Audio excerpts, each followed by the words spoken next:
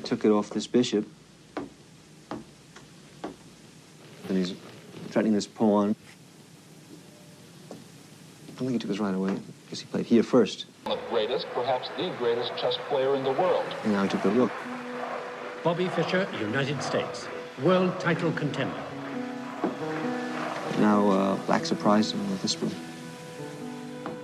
Man. Bobby Fischer's a strange man. People think that there's something wrong with the man. And then the king moves, takes the queen. The great Bobby Fischer is here tonight. But likely to meet. If he takes back, it gets checked. Looking for Bobby Fischer. Whatever happened to Bobby Fischer? Reclusive. Threatening this pawn, and it's a dead-lost game. Bobby Fischer is searching for asylum. It's really Fischer against the world. And here, White resigned.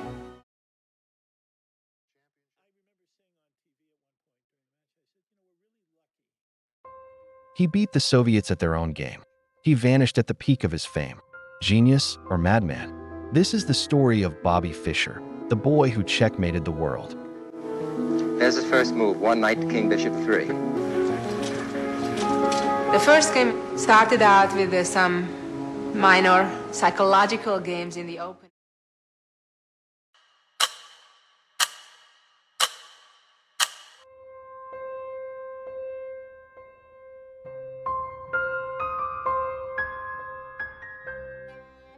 Born in 1943 in Chicago, raised by a single mother in Brooklyn, Bobby wasn't your typical child.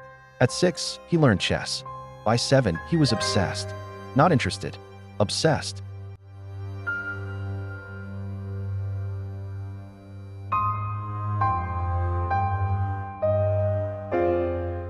While other kids played outside, Bobby locked himself in his room with a board and books. He'd play himself, talk to himself, and build a fortress of knowledge around the game.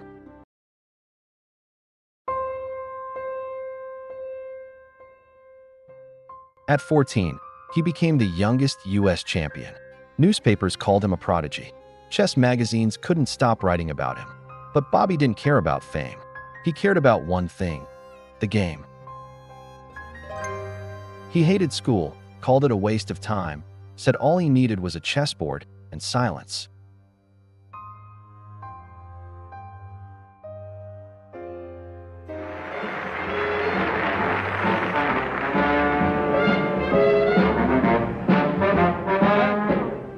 Nice to have you with us. Again, we're going to call this young gentleman Mr. X. Will you tell us how old you are and where you're from? I'm 15, I'm from Brooklyn. He is 15 years old and he is from Brooklyn. All right? Will you show your headline to camera 3 and to Dick Clark, because we'll make him go to work on you. It says, teenager's strategy defeats all comers. This strategy, did it involve finances? No. Did you have any help? No. Did it all by yourself? Did it make people happy? Made me happy. That's a good start. Good start. Did what you do have its effect indoors? Yes. Did it have? All right, Dick, we've gone down the drain. This young man's name is Bobby Fischer. He is 15 years old. And listen to this. Already, he is the United States chess champion.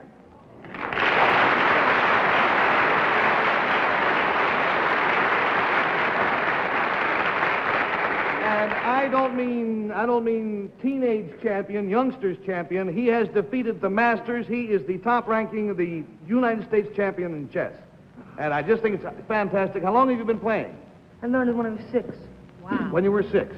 But you've been playing seriously only since when? The last... 9. It's about 9. From 9 on. Now come the pink cards. This is... In the 1960s, chess was dominated by the Soviets.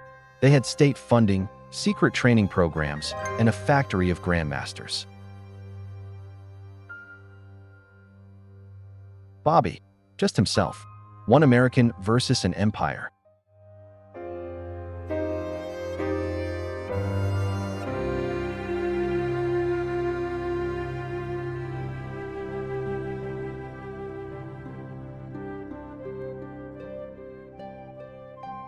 Winning is obviously very important to you. Now, winning for winning's sake is important. But do you like to beat another man? Yeah, I do. Yes, I like to beat another man. Well, you smile about it. You like to crush another man's ego? Uh-huh. So when they go home that night, you know, they know, but then they can't kid themselves that they're so hot, you know. You think the Russians are pretty worried about you at this moment? Oh, yeah, they have been ever since I started playing chess. Even as a little boy? That's right. I remember the first thing they ever wrote about me was, you know, he's a talented player, and, you know, they showed a game I played, and then they said, all this publicity he's getting and all of this attention cannot fail to have a harmful effect on his personality development. But Bobby didn't just beat them, he humiliated them. Game after game, victory after victory, he carved his path to the top of the world until the final match.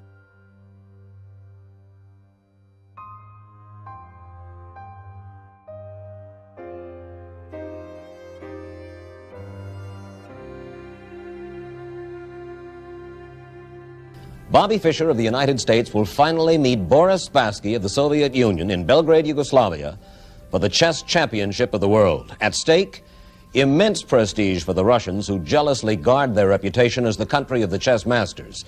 They've held the world title for 35 years, plus a purse of $138,500, the richest prize for a head-to-head confrontation in any sport but boxing. This championship match between you and Spassky, is it in any sense a grudge match? In a sense. I mean, not personally against me, against Spassky, because, you know, I don't care 2 cents about him one way or the other. He's just another guy. But it's against the Russians and, you know, all the lies they've been saying about me. Do you worry about Spassky? Not overly. I mean, he's a little better, than I think, than the other Russians I've taken on in this series. But, You've played Spassky. He's beaten you, but you've never beaten him. Yeah, well, we've only played a few games. So we were just the other day looking through that his games from that Moscow event, that Alekhine tournament, and they were atrocious games. He was really, he was lost in half the games in that tournament. Really bad games on his part. Why would that happen to a man who, after all, is the champion of the world? Well, the champion of the world. First of all, I didn't compete, so he's not really much of a champion, but, you know. He's the best they've got. That's a big deal.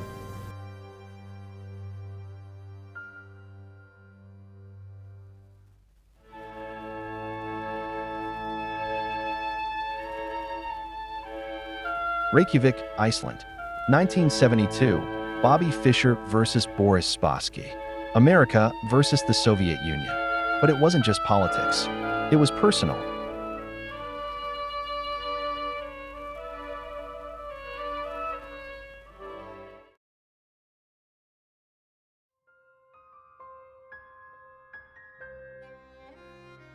Is waiting. Right, and waiting and wondering whether Bobby will show or not show. Fischer nearly didn't show up. He argued over cameras, prize money, lighting, paranoia, maybe. Or maybe genius has its price.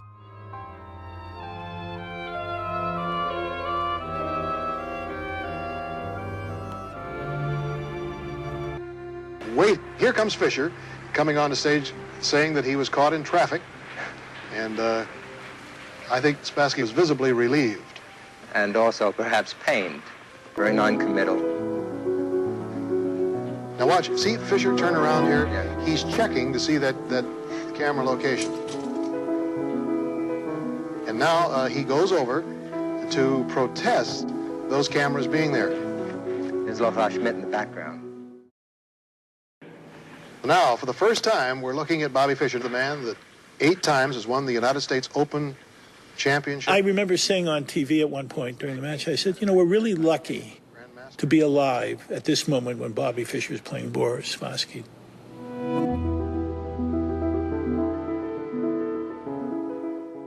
But when the pieces moved, Bobby transformed. He crushed Spassky with one of the boldest games ever played. The world watched and gasped. Throughout all this.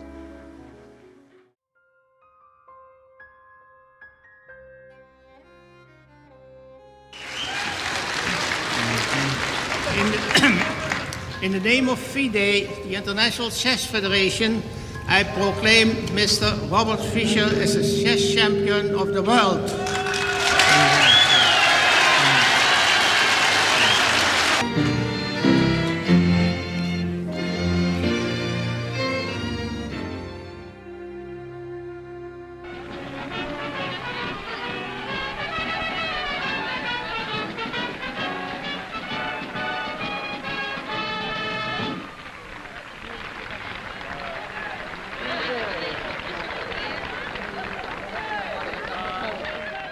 Fame was a spotlight Bobby never wanted. With the title came interviews, cameras, expectations. But Fischer didn't trust people. Not the press, not the government, not even his friends. Mr. Mayor and friends, first of all, I want to deny a vicious rumor that's been going around. I think it was started by Moscow.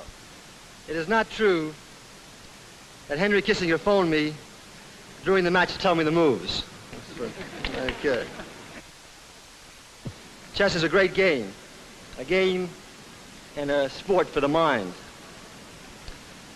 I never thought I'd see the day when chess would be all over the front pages, here, but confined only to one paragraph in Pravda. He accused opponents of cheating, believed people were trying to poison his food, and refused to defend his title in 1975. He disappeared.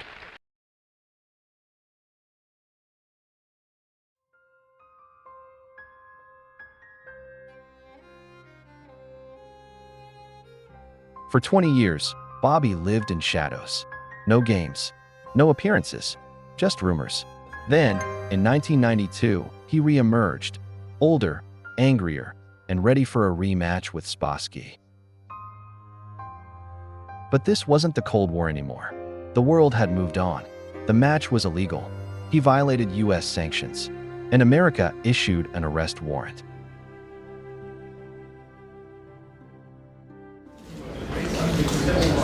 This is the order to provide information and cease and desist activities from the Department of Treasury, Washington, D.C., August 21st, 1992.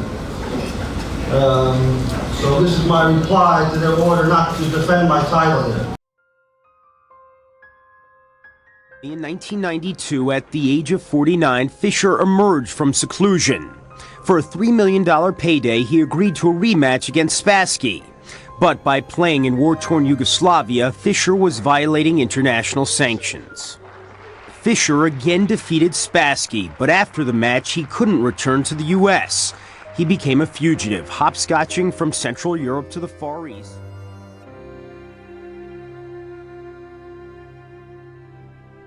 Bobby fled to Japan, was detained, and finally found asylum in Iceland, the land of his greatest triumph. He lived his last years alone, refusing doctors, obsessed with conspiracy theories and angry monologues. 8 months in a detention center, he was finally released. The Japanese put him on a plane bound for Iceland, which had granted him citizenship in an extraordinary gesture of gratitude for his performance there 33 years ago.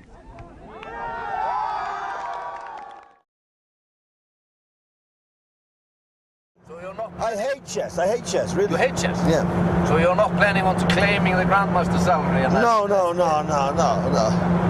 Why do you hate chess, being probably and possibly the best chess player ever? Because I know what chess is all about. Yeah. It's all about memorization. It's all about prearrangement. But creativity. The creativity is like maybe number 3 on the list. The first is prearrangement, and the memorization, and then comes creativity. Now, let me explain something about Fischer Random. I've never made any claims that this is the greatest thing, since puffed wheat or whatever, you know what I mean?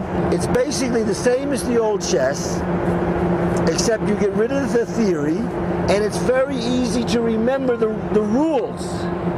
That's my point. Even in hard time, Fischer couldn't let chess go. He said it had become stale, memorized, robotic. So he rewrote it. No more rehearsed openings. No more perfect preparation. Just 960 ways to begin and 1 way to win. He called it Fischer Random. Pure chess. Pure chaos. A genius still breaking the rules.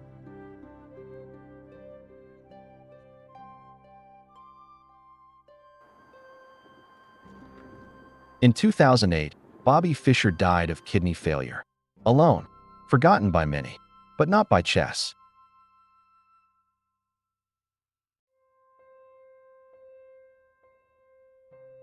Bobby Fischer was a genius who couldn't escape his own mind. He changed chess forever, From a quiet game into a global battle, he brought flair, danger, and drama to the board.